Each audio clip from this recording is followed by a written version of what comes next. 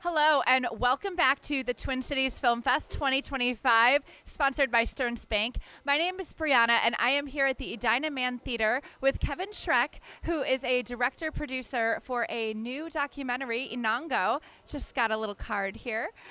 So Kevin, first of all, thank you for coming. So where are you from, and tell us a little bit about your film. I'm from Minneapolis, born and raised, and it's always a good homecoming to be back with, Twin Cities Film Fest. And Enongo is a feature-length documentary that's also partially animated by an amazing team of black women artists.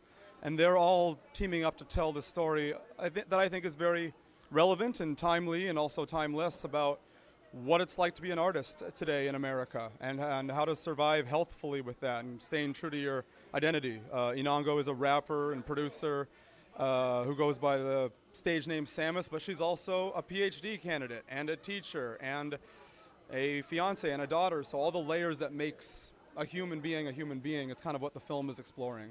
So why did you pick her as your subject, or how did you meet? Yeah, I saw Enongo perform as her stage persona Samus back in 2016 in New York, and it was the best live performance I've ever seen. It still is the best live performance I've ever seen. Every time I see a Samus set, it's the new best live performance I've ever seen. And I automatically saw something cinematic there. And when I went to tell her how great her bravado and presence on stage was, she was a completely different person behind the scenes. Nice, friendly, sweet, but so quiet and self-deprecating and self-aware. It was like, that's even more cinematic, that you have someone who transforms on stage and then there's a whole other story behind the scenes. So I just had to know more. Yeah, so it's kind of like seeing the show presence versus the real person behind, and you were like, hey, this is a story here. So did you approach them and you were just like, hey, can I make a movie about you? And they were just like, sure. Pretty much, which is kind of surprising because we'd only met twice, and she just entrusted me with telling her life story. And I'm just, she didn't really know me. I'm just some goofy guy from Minnesota, but like, I think we found a commonality. I found what parts of her story spoke to me as a different person with a different experience in his life. And I think there's universality in her story of, just surviving and being true to your identity and yourself and trying to express yourself creatively. I think regardless of your walk of life, we can relate to that in some way. For sure. Okay, so this is my favorite question to ask people. Yeah. What was the biggest challenge you had while filming? Well, the biggest challenge I'd say with the whole production was this was the first documentary I made in which we had original animation to tell the story. And that was a challenge I welcomed. I mean, it was expensive and time-consuming, but we had plenty of time to do so remotely with an amazing team of artists, 10 different animators across the country, and they all locked into her story. There was a story that they could relate to as well, and they worked in different art styles at different paces.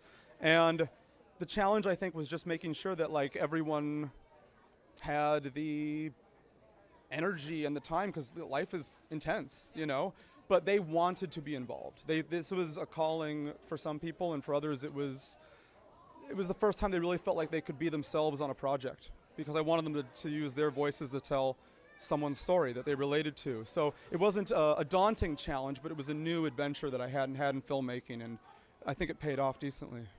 It's really cool that you decided to use animation in a documentary, because I haven't seen that before.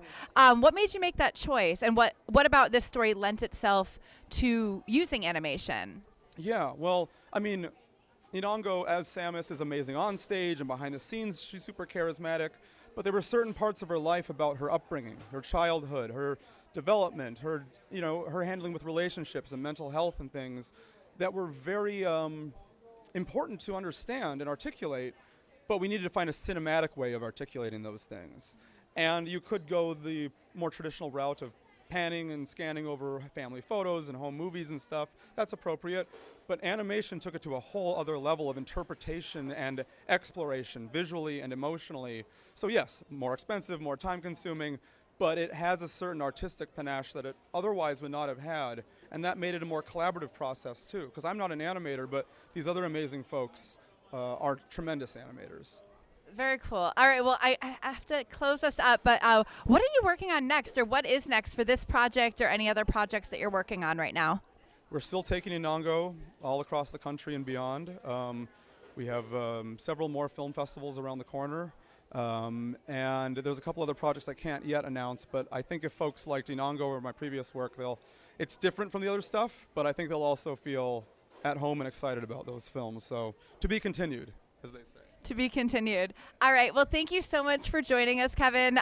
We are going to be heading into the movie, but we will be back here on the red carpet for some other interviews later on today. Thank you for joining us at the 2025 Twin Cities Film Fest.